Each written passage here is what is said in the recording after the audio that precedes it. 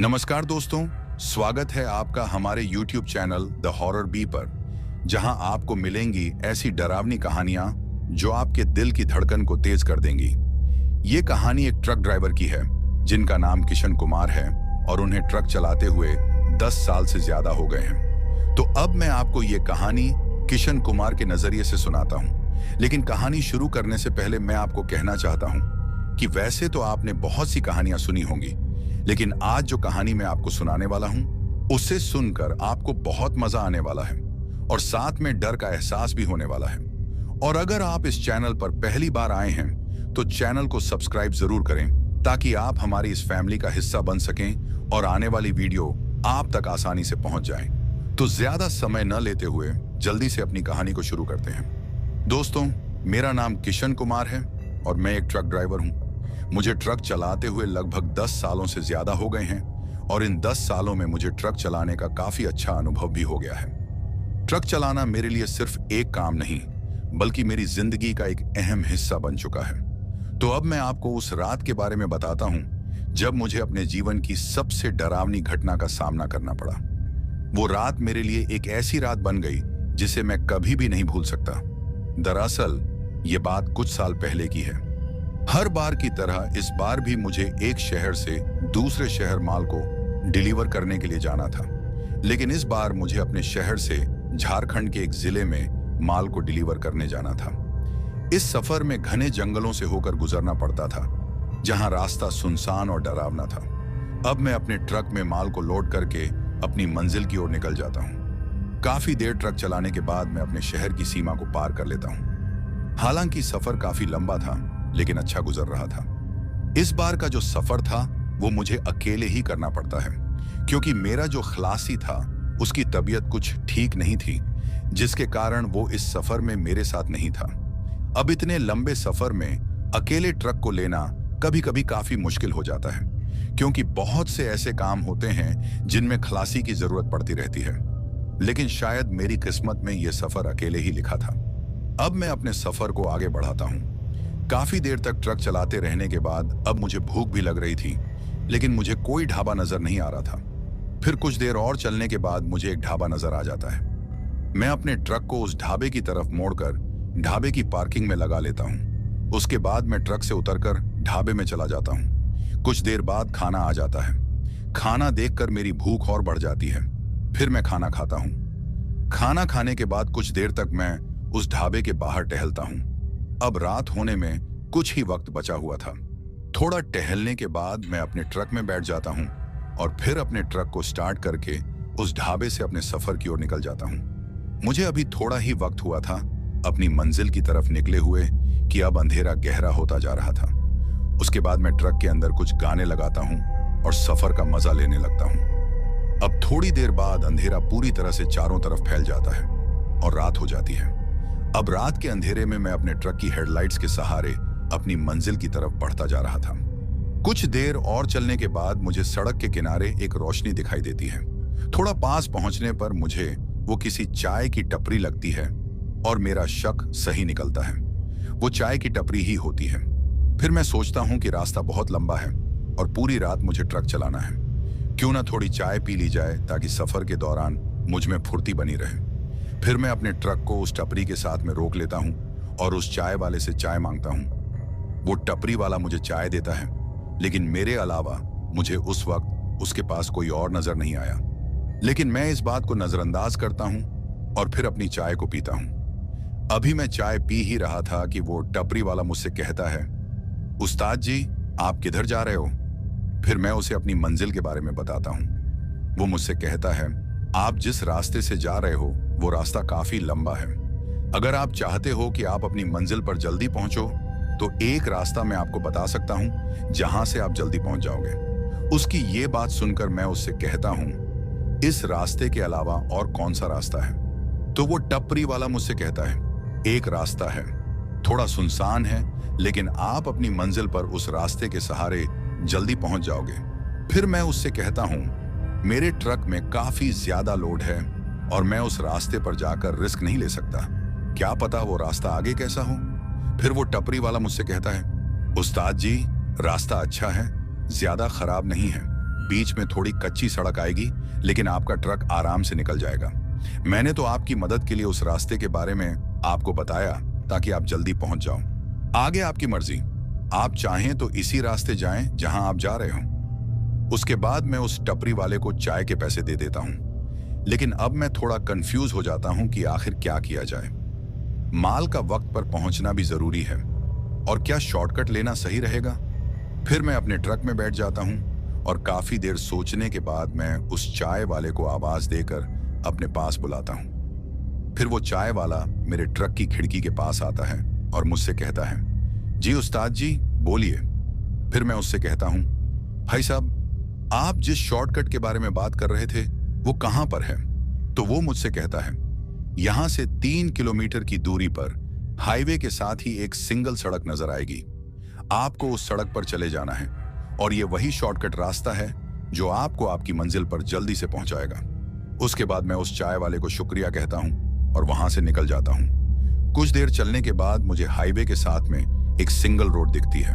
फिर मैं अपना ट्रक रोकता हूं और सोचता हूं कि शायद यह वही शॉर्टकट है जिसके बारे में उस चाय वाले ने मुझे बताया था। उसके बाद मैं अपने ट्रक को उस शॉर्टकट रास्ते की तरफ मोड़ लेता हूं, लेकिन जैसे ही मैं उस हाईवे की तरफ मुड़ता हूं, मुझे उस रास्ते के किनारे एक बोर्ड नजर आता है जिस पर कुछ लिखा होता है, लेकिन काफी पुराना होने की वजह से उस पर जो लिखा हुआ था वो धुंधला हो गया था, जिसकी वजह से वो पढ़ा नहीं जा रहा था। फिर मैंने उसे नजरअंदाज किया और आगे उस रास्ते की तरफ बढ़ गया। अब मैं उस रास्ते पर अपने ट्रक को लेकर आगे बढ़ रहा था। रास्ता बहुत सुनसान लग रहा था। सड़क के दोनों तरफ काला घना जंगल था और सड़क इतनी तंग थी कि मुश्किल से एक ही गाड़ी निकल सके। जैसे जैसे मैं उस रास्ते पर आगे बढ़ रहा था, रास्ता और भी ज्यादा सुनसान और डरावना होता जा रहा था। उस सड़क पर पूरी तरह से सन्नाटा पसरा हुआ था। सिर्फ मेरे ट्रक के इंजन की आवाज उस जंगल के सन्नाटे को थोड़ी देर के लिए तोड़ने की कोशिश कर रही थी। उस रास्ते पर अंधेरा भी बहुत था। सिर्फ मेरे ट्रक की हेडलाइट्स उस घने अंधेरे को चीरती हुई आगे की ओर बढ़ रही थी। उस रास्ते को देखकर मुझे कुछ ठीक नहीं लग रहा था और मैं सोच रहा था कि कहीं मैंने ये शॉर्टकट रास्ता लेकर कोई गलती तो नहीं कर दी। लेकिन अब मैं चाहकर भी कुछ नहीं कर सकता था। पीछे मुड़ना मुमकिन नहीं था क्योंकि सड़क इतनी तंग थी कि ट्रक को वापस मोड़ना लगभग नामुमकिन था। फिर मैंने सोचा कि अब पछताने से कोई फायदा नहीं, मुझे अब चलते रहना है ताकि मैं किसी तरह से अपने ट्रक को मेन हाईवे की दूसरी तरफ पहुंचा सकूं और जल्दी से अपनी मंजिल पर पहुंच जाऊं। काफी देर तक उस सुनसान सड़क पर ट्रक चलाने के बाद मेरा गुस्सा उस चाय वाले पर बढ़ता जा रहा था जिसने मुझे ये शॉर्टकट लेकर फंसा दिया था। मैं सोच रहा था, क्यों उस चाय वाले की बात मान ली, क्यों शॉर्टकट लेने का लालच किया। इतनी देर चलने के बाद भी मैं उस सुनसान सड़क से बाहर नहीं निकल पा रहा था। सड़क के किनारे न कोई गांव न कोई बस्ती, सिर्फ घना जंगल। चारों ओर बस अंधेरा और पेड़ों की सरसराहट। अब मुझे अपने ऊपर भी गुस्सा आ रहा था। मुझे उस चाय वाले की बात नहीं माननी चाहिए थी। मैंने खुद को कोसते हुए ट्रक की रफ्तार बढ़ाई, लेकिन सड़क का कोई अंत नहीं दिख रहा था। डर का माहौल और घना होता जा रहा था। ऐसा लग रहा था मानो कोई छुपकर मुझे देख रहा हो। मेरे हाथ स्टीयरिंग पर पसीने से भीगने लगे थे और दिल की धड़कन तेज हो चुकी थी। लेकिन अब मैं पीछे नहीं हट सकता था। मुझे किसी भी हाल में इस सुनसान सड़क को पार करना था। फिर मैं अपने ट्रक को थोड़ा तेज कर लेता हूं और कोशिश करता हूं कि जल्द से जल्द मैं हाईवे पर पहुंच जाऊं। जैसे ही मैंने ट्रक को थोड़ा और आगे बढ़ाया, मेरी नजर सड़क के किनारे खड़े एक बुजुर्ग आदमी पर पड़ती है जो मुझसे लिफ्ट मांग रहा था। उसकी उम्र लगभग 60 से 65 साल के बीच होगी, लेकिन उसकी कदकाठी से वो काफी स्वस्थ नजर आ रहा था। वो अपना हाथ उठाकर मुझसे लिफ्ट मांगता है। उसे लिफ्ट मांगते देख मैं सोचता हूं, इतनी रात को इस सुनसान सड़क पर यह बुजुर्ग आदमी आखिर क्या कर रहा होगा, और क्या इस बुजुर्ग आदमी को लिफ्ट देना ठीक रहेगा? क्योंकि इस सुनसान सड़क पर किसी पर भरोसा करना खतरे से खाली नहीं लग रहा था। उसकी हालत को देखकर ऐसा लग रहा था कि उसे सच में किसी मदद की जरूरत है। फिर मैं सोचने लगा, हो सकता है ये आदमी इसी इलाके का रहने वाला हो और शायद ये मेरी भी मदद कर सके इस रास्ते से बाहर निकलने में। मैंने अपने ट्रक को उसके पास ले जाकर रोका और खिड़की से सिर बाहर निकालकर पूछा, बाबा आप इतनी रात को यहाँ क्या कर रहे हो? क्या कोई परेशानी हो गई है? बूढ़ा आदमी थकी हुई आवाज में बोला, बेटा मेरा लड़का शहर में काम करता है। मैं उससे मिलने शहर गया हुआ था। कुछ दिन वहां रुकने के बाद मैं आज वापस आया हूं। अब शहर से वापस लौटते हुए मुझे देर हो गई और इस तरफ की आखिरी बस भी चली गई। शाम के 5 बजे के बाद इस रास्ते पर गाड़ियां कम चलती हैं, इसलिए मुझे कोई और साधन नहीं मिल पाया। अब मजबूरन मुझे पैदल ही निकलना पड़ा। यहीं थोड़ा आगे मेरा गांव है। अगर तुम मुझे वहां तक छोड़ दोगे तो बड़ी मेहरबानी होगी। उसकी बात सुनकर मैं उससे कहता हूं कि इसमें मेहरबानी की क्या बात है, आप बैठ जाइए, मैं आपको आपके गांव तक छोड़ देता हूं। फिर वो बूढ़ा आदमी मेरे ट्रक में चढ़ जाता है और मेरे पास बैठ जाता है। उसके बाद मैंने ट्रक को फिर से चालू किया और वहां से आगे बढ़ने लगा। ट्रक में चढ़ने के बाद वो आदमी पहले तो खामोश रहता है, लेकिन फिर अचानक मुझसे कहता है, बेटा तुम इतनी रात को कहां जा रहे हो? मैं उस बुजुर्ग आदमी को अपनी मंजिल के बारे में बताता हूं। फिर वो मुझसे पूछता है, तुम इस रास्ते से क्यों जा रहे हो? मैं उसे जवाब देता हूं, बाबा यहाँ पीछे एक चाय की टपरी है और वहां जो चाय वाला है उसने मुझे बताया कि यह रास्ता शॉर्टकट है और इधर से जाने पर मैं अपनी मंजिल पर जल्दी पहुंच जाऊंगा। मेरी बात सुनकर वो आदमी कुछ देर खामोश रहता है और फिर मुझसे कहता है, अनजान लोगों की बातों पर कभी भरोसा नहीं करना चाहिए। उस आदमी की ये बात सुनकर मैं उससे कहता हूं, बाबा क्या उसने मुझे ये रास्ता गलत बताया है? फिर वो मुझसे कहता है, नहीं बेटा, रास्ता तो ये सही है लेकिन वक्त सही नहीं है। उसकी ये बात सुनकर मुझे और अजीब लगता है, लेकिन मैं इस बात पर ज्यादा ध्यान न देकर उससे कहता हूं, बाबा मैं पिछले 2 घंटे से इस रास्ते पर चल रहा हूं। ये रास्ता खत्म ही नहीं हो रहा। आप तो यहीं के हो, आपको तो पता ही होगा कि अभी मुझे कितना वक्त लगेगा मेन हाईवे तक पहुंचने में। मेरी बात सुनकर वो आदमी मुझसे कहता है, अभी तुम्हें 1 घंटा और लगेगा इस रास्ते को पार करते। उसकी ये बात सुनकर मुझे फिर से अपने आप पर गुस्सा आता है और मैं सोचता हूं, आखिर मैंने क्यों उस चाय वाले की बात पर यकीन किया और इस रास्ते पर आया। अब मैं ट्रक की स्पीड को थोड़ा और तेज करता हूं ताकि जितनी जल्दी हो सके मैं उस रास्ते को पार कर सकूं। उसके बाद हम दोनों ट्रक में बातें करते हैं। फिर मैं उस आदमी से पूछता हूं, बाबा आप इस उम्र में भी इतना पैदल कैसे चल लेते हो, जबकि मुझे हाईवे से उस रास्ते तक पहुंचने में काफी वक्त लग गया था जहां पर आप मुझे मिले थे। तो वो आदमी मुझसे कहता है, मैं एक रिटायर्ड फौजी हूं और चलने की आदत तो मुझे पहले की ही है। फिर मैं उस आदमी से कहता हूं कि ये तो मेरे लिए एक गर्व की बात है जो मुझे आपके साथ सफर करने का मौका मिला। उसके बाद वो आदमी मुझे अपने फौज के किस्से सुनाता है जो उसने अपनी ड्यूटी के वक्त में किए थे। फिर हम दोनों काफी बातें करते हैं। अब कुछ देर तक बातें करने के बाद उस आदमी की मंजिल आ जाती है, मतलब उसका गांव आ जाता है। फिर वो मुझसे कहता है, तुमसे मिलकर अच्छा लगा और तुम्हारे साथ सफर का पता ही नहीं चला। मैं भी उस आदमी से कहता हूं, बाबा मुझे भी आपके साथ बहुत मजा आया सफर के दौरान। उसके बाद वो आदमी मुझसे कहता है, बेटा मेरी एक बात मानोगे? तो मैं उस आदमी से कहता हूं, हाँ बाबा जरूर मानूंगा, बोलिए। वो आदमी मुझसे कहता है, बेटा मेरा गांव यहीं पास में है। एक काम करो, आज की रात यहीं रुक जाओ, सुबह होते ही निकल जाना। फिर मैं उस आदमी से कहता हूं कि बाबा मुझे कल ये माल हर हाल में डिलीवर करना है और मेरा जाना जरूरी है, आज मैं चाहकर भी रुक नहीं सकता। मेरी बात सुनकर वो आदमी मुझसे कहता है कि मैं हर किसी को बैठने के लिए नहीं बोलता। तुम एक अच्छे इंसान हो और मेरे बेटे की उम्र के भी हो। मेरी बात मानो, आज की रात रुक जाओ, सुबह चले जाना। उस आदमी के बार बार बोलने पर भी मैं उसको मना कर देता हूं और कहता हूं कि बाबा मेरी मजबूरी को समझो और मुझे जाने दो, क्योंकि मुझे कल सुबह टाइम पर पहुंचना जरूरी है। अगर मुझे ये माल न पहुंचाना होता तो मैं जरूर आज रात रुक जाता, लेकिन आज मैं रुक नहीं सकता। उसके बाद वो आदमी मान जाता है, लेकिन ट्रक में उतरने से पहले मुझसे कहता है, बेटा मेरी बात को ध्यान से सुनो। अब तुम्हें मेन हाईवे तक पहुंचने में आधा घंटा लगेगा, लेकिन इस आधे घंटे को कम समझने की गलती मत करना। उसकी बात सुनकर मुझे अजीब लगा और मैं उस आदमी से कहता हूं, बाबा आप ऐसा क्यों बोल रहे हो कि आधे घंटे को कम मत समझना? फिर वो आदमी मुझसे कहता है, इस बात पर ज्यादा मत सोचो और मेरी बात को ध्यान से सुनो। रास्ते में कुछ भी हो जाए, किसी को लिफ्ट मत देना और चाह कर भी अब इस रास्ते पर ट्रक को मत रोकना। और अगर किसी इमरजेंसी के चलते रुकना भी पड़े तो गलती से भी ट्रक से बाहर मत निकलना। फिर मैं उस आदमी से पूछता हूं, बाबा आखिर ऐसा क्या है आगे जो आप मुझे ये सब बता रहे हो? लेकिन वो आदमी मुझसे सिर्फ इतना कहता है, जितना तुमको बोला गया है वो सब याद रखना। उसके बाद वो आदमी मेरे ट्रक से उतर जाता है। फिर मैं अपने ट्रक को आगे की ओर बढ़ा लेता हूँ, लेकिन अब मैं थोड़ा बेचैन हो जाता हूँ और सोचता हूँ कि आखिर उस आदमी ने मुझे ऐसा क्यों बोला कि आधे घंटे को कम मत समझना, लिफ्ट मत देना, रुकना मत। इन सब बातों को सोचकर मैं थोड़ा कंफ्यूज हो जाता हूँ। अभी मैं इन सब बातों को सोच ही रहा था कि मुझे अचानक से कुछ जोर से फटने की आवाज आती है। वो आवाज उस सुनसान हाईवे पर इतनी ज्यादा बजती है कि उसे सुनकर मैं थोड़ा डर जाता हूँ और मैं अपना ट्रक रोक लेता हूँ। दोस्तों, मैं आपको बताता चलूं कि वो जो कुछ फटने की आवाज मुझे सुनाई दी थी, दरअसल वो मेरे ट्रक के टायर फटने की आवाज थी। मुझे इतना तो पता चल चुका था कि मेरे ट्रक का टायर फट गया है, और जिस बात का मुझे डर था आखिर वही हुआ। आज अगर मेरा खलासी साथ होता तो मेरी कुछ मदद हो जाती।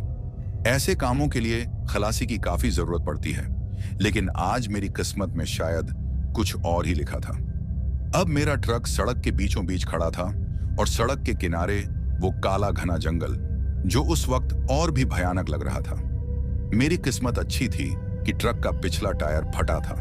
अगर फ्रंट वाला टायर होता तो शायद मेरा बैलेंस बिगड़ जाता और मेरा एक्सीडेंट भी हो सकता था, क्योंकि ट्रक को मैंने काफी स्पीड से चलाकर लाया था। अब मैं उस सुनसान हाईवे पर बिल्कुल अकेला था। अंधेरा बहुत ज्यादा था और अब मुझे टायर को भी बदलना था। फिर मैं ट्रक से बाहर उतर जाता हूँ। उस सुनसान सड़क के अंधेरे में सिर्फ मेरे ट्रक की हेडलाइट्स की रोशनी जल रही थी, जो कि सामने की तरफ दिखाई दे रही थी। मैंने उतरने से पहले टॉर्च को साथ ले लिया था, क्योंकि टॉर्च को हमेशा मैं अपने साथ रखता हूँ। कभी ना कभी इसकी जरूरत पड़ जाती है, जैसे कि आज मुझे इसकी जरूरत पड़ गई। अब मैं ट्रक के पीछे जाता हूँ और फिर वहां से दूसरा टायर निकालता हूँ और फिर अपने ट्रक के उस फटे टायर को बदलने के लिए उस टायर को खोलना शुरू कर देता हूँ।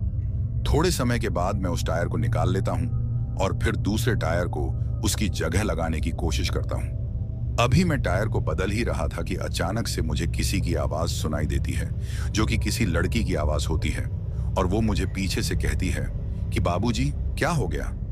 उसकी आवाज को सुनकर पहले तो मैं काफी ज्यादा चौंक जाता हूँ, क्योंकि उस सुनसान सड़क पर इतनी रात को किसी की आवाज सुनना किसी के भी होश उड़ा सकता है। लेकिन फिर मैं खुद को संभाल कर पीछे की ओर देखता हूँ तो मुझे एक लड़की नजर आती है, जो कि देखने में काफी सुंदर होती है। उसकी उम्र यही कोई 20 से 22 साल तक होती है, और वो मुझसे कहती है कि बाबूजी, क्या हो गया, आप कुछ परेशान लग रहे हो। उसकी बात सुनकर पहले तो मैं काफी हैरान हो जाता हूँ और सोचता हूँ कि इतनी रात को इस सुनसान सड़क पर यह लड़की कौन है, और वो भी अकेले जंगल के बीचों बीच इस सड़क पर क्या कर रही है। अभी मैं ये सोच ही रहा था कि वो लड़की एक बार फिर मुझसे पूछती है कि बाबूजी, किधर खो गए हो। उसकी बात सुनकर मैं उस लड़की से पूछता हूँ कि तुम कौन हो और इतनी रात को इस वक्त यहाँ क्या कर रही हो। तो मेरी बात को सुनकर वो मुझसे कहती है कि बाबूजी, मैं यहीं पास वाले गांव से हूँ और मैं रोज सब्जी बेचने के लिए पीछे वाले कुछ गांव में जाती हूँ। आज मुझे काफी ज्यादा देर हो गई है, जिसके कारण मुझे रात हो गई। अब मैं अपने गांव की तरफ ही जा रही थी कि मैंने आपके ट्रक की रोशनी को देखा और सोचा शायद किसी को मदद की जरूरत हो। तो मैं उससे कहता हूं कि तुम क्या मदद करोगी मेरी। लेकिन इस बार मेरे पूछने पर उस लड़की ने कोई जवाब नहीं दिया। फिर मैंने उसको नजरअंदाज किया और अपने ट्रक के टायर को बदलने लगा। अब कुछ देर बाद मैंने अपने ट्रक का टायर बदल दिया और फिर मैं अपने ट्रक की खिड़की को खोलकर ऊपर चढ़ जाता हूँ। उसके बाद मैं अपने ट्रक की ड्राइविंग सीट पर बैठ जाता हूँ, लेकिन वो लड़की अभी भी उसी जगह खड़ी होकर मेरी तरफ ही देख रही थी। उसको ऐसा खड़ा देखकर मुझे अजीब लगता है और मैं सोचता हूँ कि बड़ी अजीब लड़की है, अभी तक यहीं खड़ी है। लेकिन मैं इस बार फिर उसे नजरअंदाज करके अपने ट्रक को स्टार्ट करता हूँ। अब मैं जैसे ही अपने ट्रक को स्टार्ट करता हूँ, ट्रक हल्की सी आवाज के साथ बंद हो जाता है। मैं फिर से कोशिश करता हूँ, लेकिन इस बार भी ट्रक स्टार्ट नहीं होता। ये सब देखकर मुझे काफी हैरानी होती है, क्योंकि अब तक तो मेरे ट्रक में कोई प्रॉब्लम नहीं आई थी। तो अब इसे क्या हो गया। मैं एक बार फिर से ट्रक को स्टार्ट करने की कोशिश करता हूँ, लेकिन इस बार भी वही होता है। मुझे बार बार ट्रक को स्टार्ट करते देखकर वो लड़की मेरे खिड़की के पास आ जाती है और कहती है कि बाबूजी, अब क्या हो गया। तो मैं उससे कहता हूँ कि पता नहीं क्या हो गया है, ट्रक स्टार्ट ही नहीं हो रहा। तो वो लड़की मुझसे कहती है कि कोई बात नहीं बाबूजी, अगर आपका ट्रक स्टार्ट नहीं हो रहा तो आप आज की रात हमारे घर चल सकते हो। वहां आराम करो और सुबह अपने ट्रक का काम करवा के निकल जाना। उसकी बात सुनकर मैं उससे कहता हूं कि तुम्हारे गांव में क्या कोई मैकेनिक होगा? तो वो लड़की मुझसे कहती है कि हाँ बाबूजी, एक मैकेनिक है जो आपकी मदद कर सकता है, लेकिन इस वक्त तो काफी रात हो गई है, आप मेरे साथ हमारे घर चलो। सुबह मैं उसको बोल दूंगी और वो आपकी मदद भी कर लेगा। उसकी बात सुनकर मैं थोड़ा सोचता हूं कि रात भी काफी हो गई है और इस सुनसान सड़क पर रुकना भी खतरे से खाली नहीं है, तो क्यों ना इस लड़की के घर ही चला जाऊं। जब ये इतना बोल ही रही है तो चला जाता हूं और सुबह वहां से मुझे मैकेनिक भी मिल जाएगा। कुछ देर सोचने के बाद मैं उस लड़की के साथ चलने के लिए तैयार हो जाता हूं और मैं उससे कहता हूं कि ठीक है, मैं तुम्हारे साथ चलूंगा, लेकिन तुम्हारा गांव कितनी दूर है? तो वो लड़की मुझसे कहती है, मेरा गांव इस सड़क से नीचे की ओर थोड़ी दूरी पर है, यहां से 5 से 10 मिनट लगेंगे और हम पहुंच जाएंगे। आप चिंता मत कीजिए, ज्यादा दूर नहीं है, बस थोड़ा सा जंगल पार करते ही हम गांव तक पहुंच जाएंगे। उसकी बात सुनकर मैं सोचता हूं कि क्या मुझे इस लड़की पर यकीन करना चाहिए, क्योंकि पीछे जो आदमी मुझे मिला था, जिसे मैंने लिफ्ट दी थी, उसने मुझसे कहा था कि हमें किसी भी अनजान की बातों पर विश्वास नहीं करना चाहिए, और उसने मुझे इस रास्ते पर रुकने से भी मना किया था, लेकिन ट्रक के टायर फटने की वजह से मुझे रुकना पड़ा। अभी मैं ये सोच ही रहा था कि वो लड़की मुझसे कहती है, बाबूजी क्या सोच रहे हो? तो मैं उससे कहता हूं, कुछ नहीं, बस ऐसे ही सोच रहा था कि इस सुनसान रास्ते पर इस तरह माल से भरे ट्रक को खड़ा करना क्या सही रहेगा। मेरी बात सुनकर वो लड़की मुझसे कहती है, आप बिल्कुल भी चिंता मत करो, आपके ट्रक को कुछ नहीं होगा। वैसे भी अब रात काफी हो गई है और इतनी रात को इस सड़क पर कोई नहीं चलता। उसकी ये बात सुनकर मैं उससे कहता हूं, तुम ऐसा क्यों बोल रही हो कि इस रास्ते पर रात को कोई नहीं चलता? क्या ये रास्ता मेन हाईवे पर जाकर नहीं मिलता? मेरी बात सुनकर पहले तो वो चुप रहती है, लेकिन फिर अचानक से सोचकर कहती है, नहीं बाबूजी, ऐसा नहीं है। ये सड़क मेन हाईवे से मिलती है, लेकिन रास्ता थोड़ा सुनसान होने की वजह से लोग रात के वक्त इस तरफ कम सफर करते हैं। उसकी बात सुनकर ऐसा लग रहा था कि जैसे वो मुझसे कुछ छुपाने की कोशिश कर रही हो, लेकिन मैं इस बात पर ज्यादा ध्यान न देकर उसकी बात पर यकीन कर लेता हूं और उसके साथ चलने के लिए तैयार हो जाता हूं। अब मैं उस लड़की के साथ उसके गांव की तरफ निकल जाता हूं। हम दोनों उस सड़क से नीचे की ओर बने पुराने रास्ते पर चलने लगते हैं। उस गांव की ओर जाने वाला रास्ता कच्चा था और पूरा रास्ता जंगल के बीच से होकर गुजरता था। अब हमें उस रास्ते पर चलते हुए 10 मिनट से ज्यादा हो गए थे, लेकिन गांव कहीं भी नजर नहीं आ रहा था। मुझे कुछ ठीक नहीं लग रहा था और मैं सोच रहा था कि कहीं मैंने इस लड़की पर विश्वास करके कोई गलती तो नहीं कर दी। अब तो मुझे इस लड़की के साथ इस रास्ते पर चलते हुए काफी देर हो चुकी थी, लेकिन गांव का तो कहीं भी नामो निशान नहीं दिख रहा था। अब मेरी बेचैनी थोड़ी बढ़ जाती है और मैं उस लड़की से पूछता हूं, तुमने तो मुझसे कहा था कि तुम्हारा गांव सड़क से थोड़ी दूरी पर है और अब हमें चलते हुए 10 मिनट से ज्यादा का वक्त हो गया है, लेकिन तुम्हारा गांव तो मुझे अभी तक नजर नहीं आ रहा। इस जंगल को देखकर तो लग रहा है कि यहाँ कोई गांव ही नहीं होगा। तो वो लड़की थोड़ा मुस्कुराकर कहती है, बाबूजी, आप ऐसे ही डर रहे हो, आप चिंता मत करो और मेरे पीछे पीछे चलते रहो। उसकी बात सुनकर मैं सोचता हूं कि जब इतनी दूर तक आ ही गया हूं तो थोड़ा और चल लेता हूं। अब 5 मिनट का और सफर करने के बाद मुझे जंगल के बीचों बीच एक गांव नजर आता है, जिसे देखकर मैं सोचता हूं कि इतने घने जंगल के बीचों बीच यह गांव कैसे बसा हुआ है। जिस रास्ते से हम अभी आए थे उसे देखकर तो नहीं लगता था कि इस तरफ लोगों की आवाजाही होगी। फिर मैं इस बात को नजरअंदाज करते हुए गांव के करीब पहुंचता हूं। उस गांव का माहौल अजीब सा लगने लगता है। चारों तरफ घना सन्नाटा था, बस पेड़ों की शाखाओं से हवा के टकराने की आवाज सुनाई दे रही थी। गांव के घर मिट्टी के बने हुए थे, लेकिन उनमें से ज्यादातर टूटे फूटे और वीरान नजर आ रहे थे। उस गांव को देखकर ऐसा लग रहा था जैसे यहां रहने वाले लोग इस गांव को छोड़कर चले गए हों, क्योंकि उस गांव की हालत देखकर कोई कह ही नहीं सकता था कि यहां लोग रहते होंगे। ये सब नजारा देखकर मैं उस लड़की से कहता हूं, यहां कोई रहता भी है या ये गांव ऐसे ही सुनसान रहता है? तो वो लड़की मुझसे कहती है, बाबूजी, यहां बहुत कम लोग रहते हैं और जो रहते भी हैं वो काफी गरीब हैं। बड़ी मुश्किल से वो लोग अपने घर का गुजारा कर पाते हैं। उनके पास इतना पैसा भी नहीं है कि अपने घर की मरम्मत करवा सकें। उसकी बात सुनकर मुझे थोड़ा अजीब लगता है, क्योंकि उस गांव को देखकर तो ऐसा नहीं लग रहा था जैसा वो लड़की मुझसे कह रही थी। लेकिन मैं इस बात को ज्यादा न सोचकर उसके पीछे पीछे चलता रहता हूं। फिर वो लड़की एक घर के सामने रुक जाती है। वो घर गांव के थोड़ा ऊपर की तरफ था। रुकने के बाद वो मुझसे कहती है, बाबूजी, ये मेरा घर है, मैं यहीं रहती हूँ। उसके बाद वो लड़की दरवाजा खोलती है और मुझे अंदर आने के लिए कहती है। फिर मैं उस घर के अंदर चला जाता हूँ। जिस घर के अंदर मैं गया था वो घर भी काफी पुराना दिख रहा था, लेकिन गांव में दूसरे घरों से थोड़ा अच्छा था। उस घर में थोड़ी देर बैठने के बाद वो लड़की मुझसे कहती है, बाबूजी, आप हाथ धो लो, मैं आपके लिए खाना लगाती हूँ। उसके बाद मैं हाथ धोकर खाना खाने के लिए बैठ जाता हूँ और फिर वो लड़की मुझे खाना देती है। फिर मैं खाना खाता हूँ। अब खाना खाते खाते मैं उस लड़की से पूछता हूँ, क्या तुम इस घर में अकेली रहती हो? तुम्हारे घर पर मुझे और कोई क्यों नजर नहीं आ रहा? तो वो लड़की मुझसे कहती है, बाबूजी, ऐसा नहीं है, मैं यहाँ अकेली नहीं रहती, मेरे साथ मेरी माँ भी रहती है। फिर मैं उससे कहता हूँ, मुझे यहाँ तुम्हारी माँ नजर नहीं आ रही, वो कहाँ है, दिखाई क्यों नहीं दे रही? तो वो लड़की मुझसे कहती है, मेरी माँ की तबीयत ठीक नहीं है, वो पिछले 2-3 दिन से बीमार हैं और वो यहीं दूसरे कमरे में आराम कर रही हैं। उसके बाद मैं अपना खाना खत्म कर लेता हूँ और कुछ देर बाद उस लड़की से कहता हूँ, क्या तुम मुझे अपनी माँ से मिलवाओगी नहीं? मैं उनसे मिलना चाहता हूँ ताकि उनकी तबीयत के बारे में उनसे पूछ सकूं कि अब वो कैसी हैं। मेरी बात को सुनकर वो लड़की पहले तो कुछ सोचती है और फिर मुझसे कहती है, बाबूजी, इस वक्त वो आराम कर रही होंगी और उनकी नींद को खराब करना ठीक नहीं रहेगा। मैं आपको सुबह उनसे मिलवा दूंगी। आप सुबह आराम से मिल लेना और उनकी तबीयत के बारे में भी पूछ लेना। उसके ऐसा कहने पर मुझे ऐसा लगता है जैसे वो मुझसे कुछ छुपा रही है, लेकिन फिर मैं सोचता हूं कि क्या पता वो ठीक बोल रही हो सकता है कि वो आराम कर रही होंगी। मैं अभी ये सोच ही रहा था कि वो लड़की मुझसे कहती है, बाबूजी, आप कमरे में चलकर आराम कर लीजिए, सुबह आपको जल्दी भी तो निकलना है।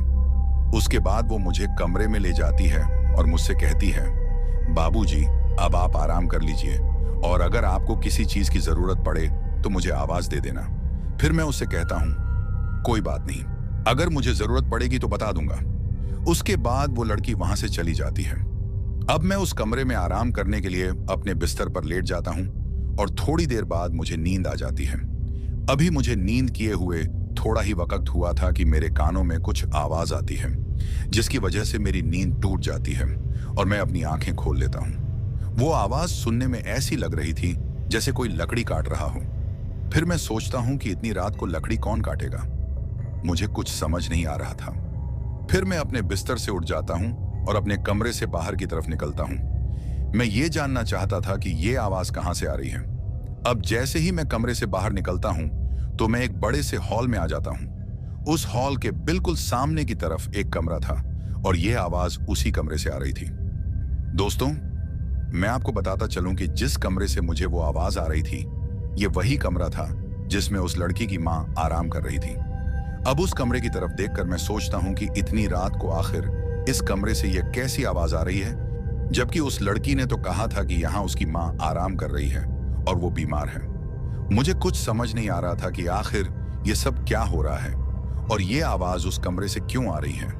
उसके बाद मैं उस कमरे की तरफ अपने कदम बढ़ा लेता हूं और धीरे धीरे उस कमरे के दरवाजे के पास पहुंच जाता हूं। पहुंचने के बाद मैं उस दरवाजे से अपना कान लगाकर सुनने की कोशिश करता हूं। तभी मुझे किसी औरत के हंसने की आवाज सुनाई देती है। फिर कुछ देर बाद मुझे उस लड़की की भी हंसी सुनाई देती है जिस लड़की के साथ मैं इस घर में आया था। उन दोनों की हंसी को सुनकर मुझे थोड़ी बेचैनी होने लगती है और मैं सोचने लगता हूं कि इतनी रात को ये दोनों पागल तो नहीं हो गई हैं जो यूं हंस रही हैं। उसके बाद मैं कोशिश करता हूं कि किसी तरीके से इन्हें देख सकूं कि आखिर ये दोनों इतनी रात को इस वक्त क्या कर रही हैं। दरवाजा अंदर से बंद था और मैं नहीं चाहता था कि वो मुझे देख लें। फिर मैं दरवाजे को अच्छे से चेक करता हूं कि कहीं कोई छेद मिल जाए जिसकी मदद से मैं अंदर देख सकूं कि ये दोनों इतनी रात को क्या कर रही हैं।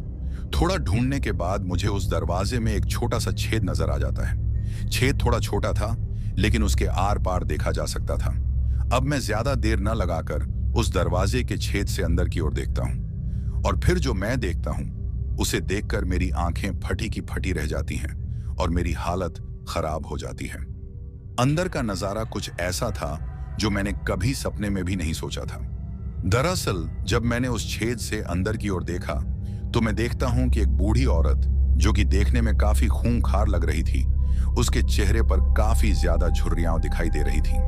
उसकी आंखें इतनी भयानक दिख रही थीं कि उन्हें देखकर कोई भी डर जाए। ऐसा लग रहा था जैसे उसकी आंखों की जगह किसी ने जलते हुए अंगारे रख दिए हों। उसके बड़े बड़े दांत जो कि मुंह से बाहर की ओर दिखाई दे रहे थे और उसके नाखून लंबे और तेज दिख रहे थे। लंबे लंबे सफेद बालों के साथ वो और भी डरावनी दिख रही थी। उसे देखकर किसी की भी रूह कांप जाए और वो मुझे किसी का कच्चा मांस खाते हुए दिखाई दे रही थी। मुझे तो वो एक चुड़ैल लग रही थी। उसके बाद मैंने अपनी नजर को थोड़ा साइड की ओर किया और उसे देखकर मैं और भी ज्यादा डर जाता हूँ। दरअसल मैं देखता हूं कि उस बूढ़ी चुड़ैल के साइड में एक मरा हुआ आदमी पड़ा हुआ है। अब आप लोग ये सोच रहे होंगे कि मुझे कैसे पता कि वो आदमी मरा हुआ है। तो मैं आपको बताता चलूं कि उस आदमी की गर्दन कटी हुई थी और वो एक टेबल पर पड़ा हुआ था। उस आदमी की लाश को कोई कुल्हाड़ी से काट रहा था। ऐसा लग रहा था जैसे कोई उसके टुकड़े बना रहा हो। अब मैं थोड़ा और ध्यान से देखने की कोशिश करता हूं तो मैं देखकर और भी डर जाता हूं। दरअसल उस लाश के जो टुकड़े कर रहा था वो कोई और नहीं बल्कि वही लड़की थी जो मुझे अपने साथ उस घर में लेकर आई थी। लेकिन अब उसका भी रूप बदल चुका था। वो भी मुझे एक चुड़ैल की तरह लग रही थी क्योंकि उसके भी लंबे लंबे दांत और नाखून थे और उसकी आंखें तो उस बूढ़ी चुड़ैल से भी ज्यादा खौफनाक नजर आ रही थी। उसका पूरा शरीर बदल चुका था और वो कुल्हाड़ी के साथ उस लाश को काट रही थी और हंस रही थी। उसके बाद वो लड़की जो चुड़ैल बन चुकी थी उस बूढ़ी से कहती है, माँ तुम फिक्र मत करो, मैंने तुम्हारे लिए एक और शिकार का इंतजाम कर लिया है और कुछ देर बाद मैं उसको भी मारकर तुम्हें खिलाऊंगी। उसकी ये बात सुनकर मेरी हालत और खराब हो जाती है।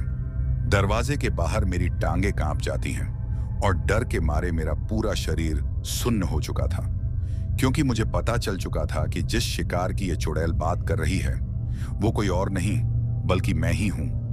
उस कमरे के अंदर का ये सब नजारा देखकर मुझे ऐसा लग रहा था जैसे मुझे अभी दिल का दौरा पड़ जाएगा क्योंकि इतना भयानक नजारा मैंने अपनी पूरी जिंदगी में पहली बार देखा था। उस पूरे कमरे में मुझे पीछे की तरफ काफी इंसानी कंकाल नजर आ रहे थे। अब मैं थोड़ी हिम्मत करके खुद को बचाने की कोशिश करता हूं और सोचता हूं कि अभी ये दोनों चुड़ैलें इस लाश को खाने में व्यस्त हैं तो क्यों ना मैं यहां से भाग जाऊं। उसके बाद मैं जितनी जल्दी हो सके वहां से भागने की कोशिश करता हूं। मैं किसी तरह से दरवाजा खोलने की कोशिश करता हूं लेकिन वो खुल ही नहीं रहा था। ऐसा लग रहा था जैसे किसी ने उसे बाहर की तरफ से बंद कर दिया हो। मुझे कुछ भी समझ नहीं आ रहा था कि आखिर मैं अपनी जान को कैसे बचाऊं। डर की वजह से मेरे दिमाग ने काम करना बंद कर दिया था। मुझे बाहर निकलने का कोई रास्ता नहीं दिख रहा था।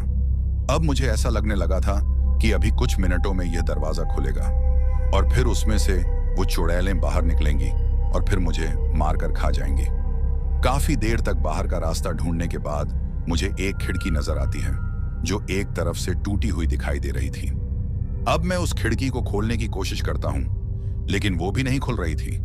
फिर मैंने एक जोरदार लात उस खिड़की पर मारी और इस बार वो खिड़की टूटकर बाहर की तरफ खुल जाती है। मैं जितनी जल्दी हो सके वहां से निकल जाता हूं। मैं उस घर से बाहर की तरफ भागता हूं और उस डरावने गांव से बाहर निकलने की कोशिश करता हूं। जब मैं उस गांव से भाग रहा था तो वहां के घरों को देखकर और भी ज्यादा डर लग रहा था क्योंकि उस गांव का पूरा नक्शा ही बदल चुका था। वो पूरा गांव अब एक डरावने खंडहर की तरह लग रहा था। अभी मैं उस गांव से बाहर निकलने की कोशिश ही कर रहा था कि मुझे पीछे से किसी के चीखने की आवाज सुनाई देती है। शायद ये उन्हीं चुड़ैलों की आवाजें थीं क्योंकि हो सकता है कि उन्हें मेरे भागने का पता चल चुका हो। अब मैं उन चीखों पर ध्यान न देकर गांव को पार कर लेता हूं और फिर मैं जंगल के बीचों बीच उस रास्ते पर पहुंच जाता हूं। जैसे ही मैं उस जंगल के रास्ते पर पहुंचता हूं जो सड़क तक जाता है, मैं देखता हूं कि मेरे आगे सफेद कपड़ों में एक औरत खड़ी है।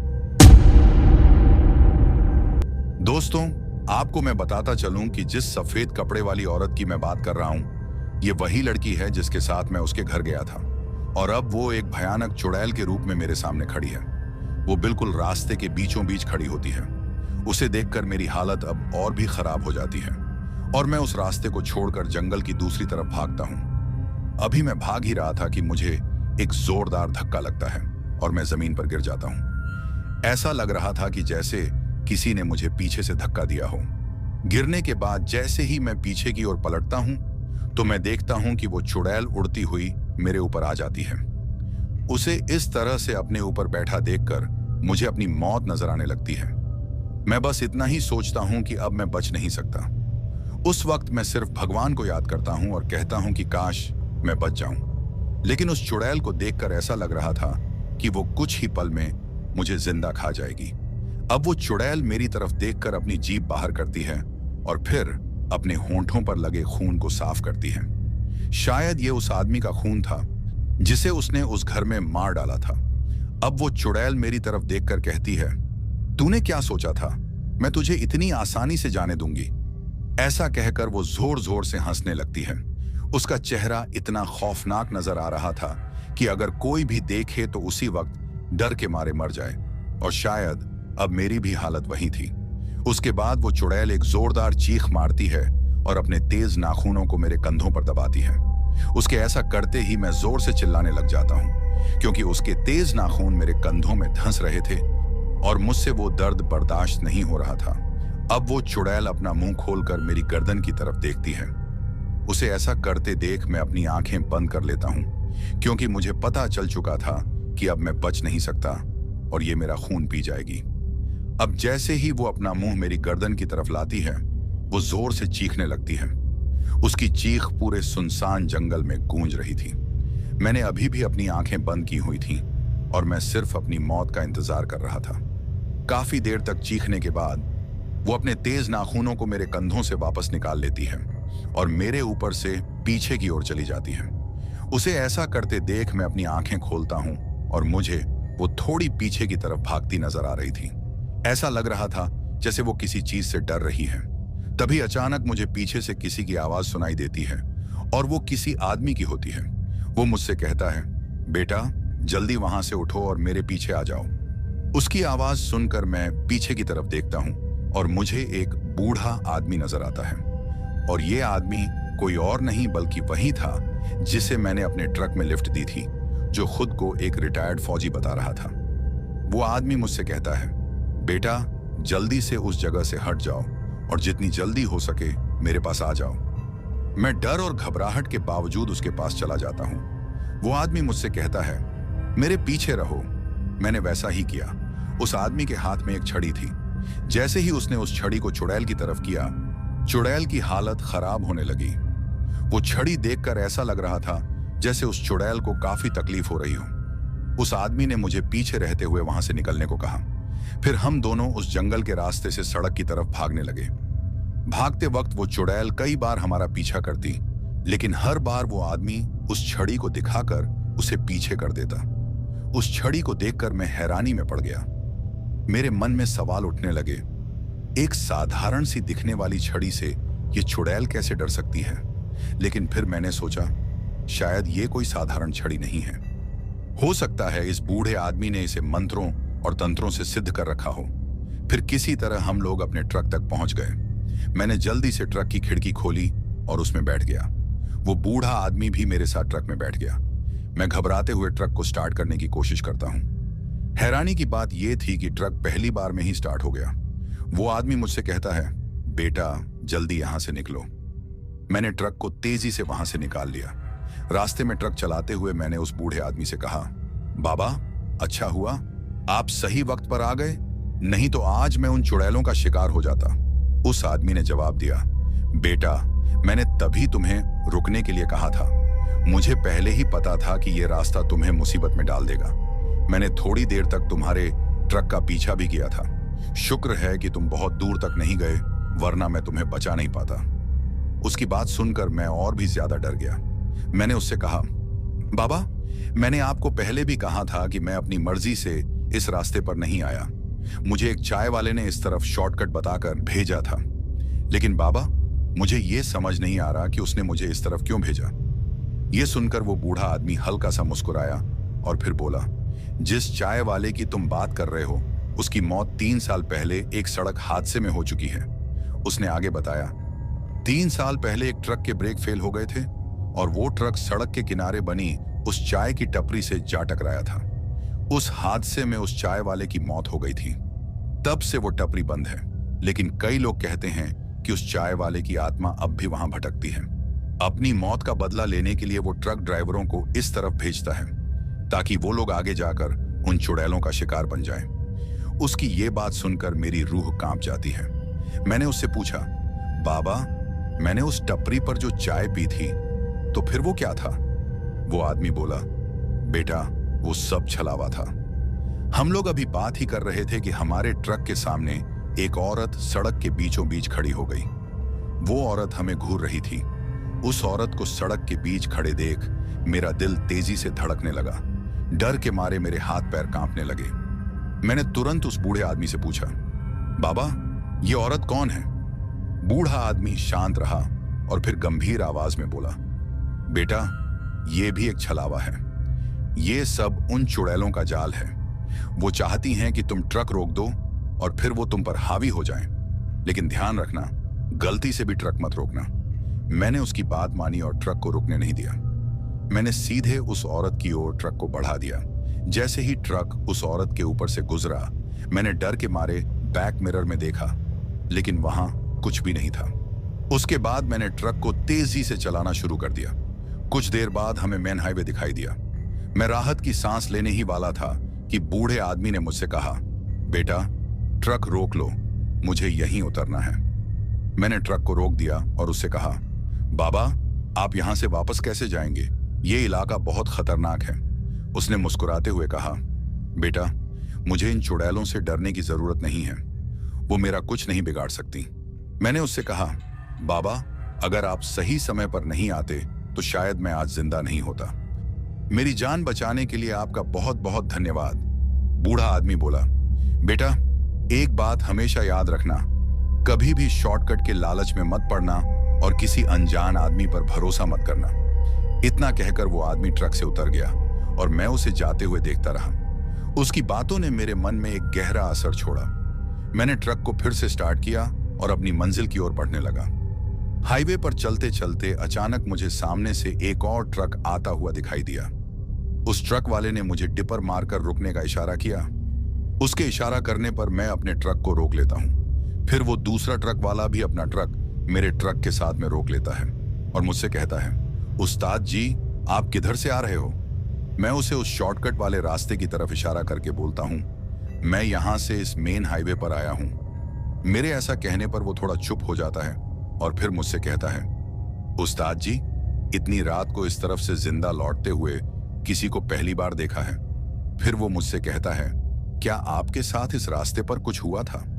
फिर मैं उसे अपनी सारी आपबीती बता देता हूं और ये भी बताता हूं, एक बूढ़े आदमी ने मेरी जान बचाई है जो एक रिटायर्ड फौजी है। मेरी ये बात सुनकर वो थोड़ा हैरान हो जाता है और फिर मुझसे कहता है, उस्ताद जी शायद आपको पता नहीं, जिस बूढ़े आदमी की आप बात कर रहे हो उससे मरे हुए कई साल हो गए हैं। उस बूढ़े आदमी की आत्मा आज भी इस तरफ से भटकते लोगों की मदद करती है। फिर वो ड्राइवर मुझसे कहता है, उस बूढ़े आदमी की आत्मा ने बहुत से लोगों को उन चुड़ैलों से बचाया है।